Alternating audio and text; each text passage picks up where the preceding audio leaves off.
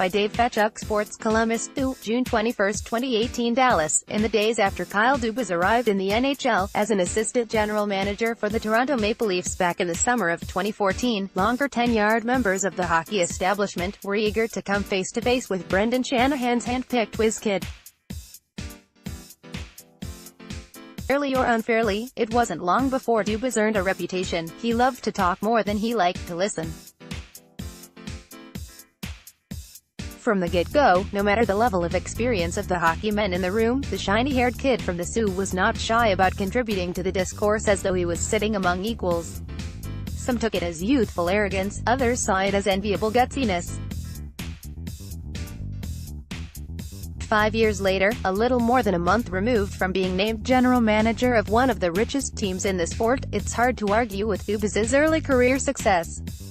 His ability to confidently verbalize his hockey vision in a way that makes sense to Shanahan goes a long way toward explaining how he got here at age 32. Kyle Dubas, Brendan Shanahan's choice as Leafs GM in May, took in his first NHL GM's meeting on the eve of the draft in Dallas. Chris Young, the Canadian press file photo, and on Thursday, when he stepped out of an NHL GM's meeting for the first time as the full-time holder of the gig, Dubas called the experience an honor. You look around and you see some of the best managers and personnel people in the history of the game. So it's humbling, he said. And you realize, in my position, you still have a lot to learn and a lot to work towards. The prospect of finding out how much Dubas has left to learn, and precisely how he plans to go about running the Maple Leafs, is what makes the coming couple of weeks so potentially compelling.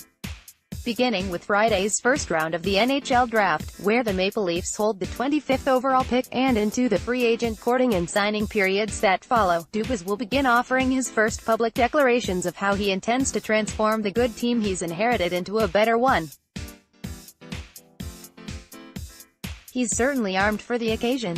Dubas has assets, including a Calder Cup-winning minor league affiliate stocked with talent and an NHL roster replete with blue-chip 20-somethings.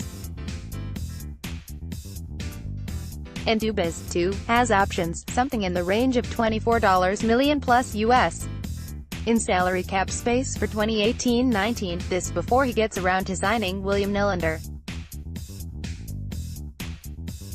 It's a one-off balloon number in the season, before the second contracts of Austin Matthews and Mitch Marner will presumably kick in, and it screams of opportunity. We have lots of cap space this summer. That's always nice, Dubas said. Using it effectively is the next part of it, and that falls on me and our management team. There's another wrinkle not usually attached to the storyline of a typical NHL offseason. Dubas is making his managerial debut at a moment when a handful of legitimate stars are possibly in play. While hockey's offseason has traditionally been a snorefest compared to the attention-grabbing drama of star-swapping intrigue offered up by the NBA, there's at least some hope that the coming weeks could be marginally different. Not that there'll be much suspense in the draft's opening moments on Friday. It's widely assumed Rasmus Dahlin, the Swedish defenseman with a jaw-dropping offensive skill set, will be the No. 1 overall pick, an honor that comes with a 3-year rookie scale sentence in Buffalo. Carolina is expected to select Russian winger Andrei Svechnikov with the number 2 pick. From there, it gets less predictable. Dubas scoffed at the notion of prognosticating what might be available at No. 25. Unpredictability, mind you, isn't necessarily a bad thing. Not that the NHL is in danger of usurping another summer of LeBron.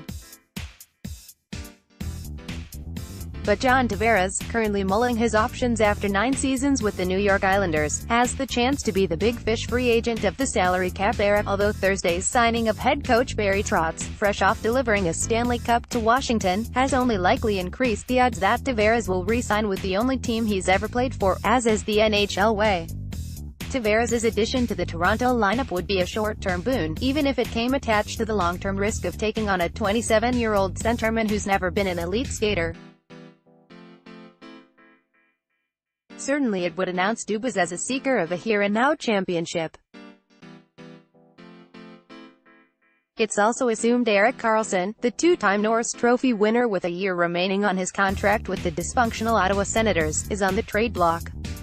Carlson, not to be confused with the impending free agent defenseman John Carlson, who's likely to prove an overpriced commodity, is the kind of game-commanding talent for whose services a bold GM would happily cash in prime pieces. And to say the Senators look like vulnerable targets, on Thursday, GM Pierre Dorion announced to the world that Ottawa's dressing room was broken in the lead-up to the Mike Hoffman trade, would be an understatement. There are other all-star caliber players to investigate.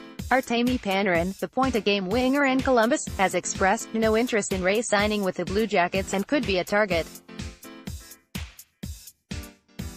Joe Thornton, pursued hard by the Leafs last summer in the recruiting push that scored longtime San Jose teammate Patrick Marleau, is a free agent again. And even if he'll turn 39 on July 2, surely coach Mike Babcock would lobby hard for the Leafs to use a chunk of that cap space to lure Jumbo Joe.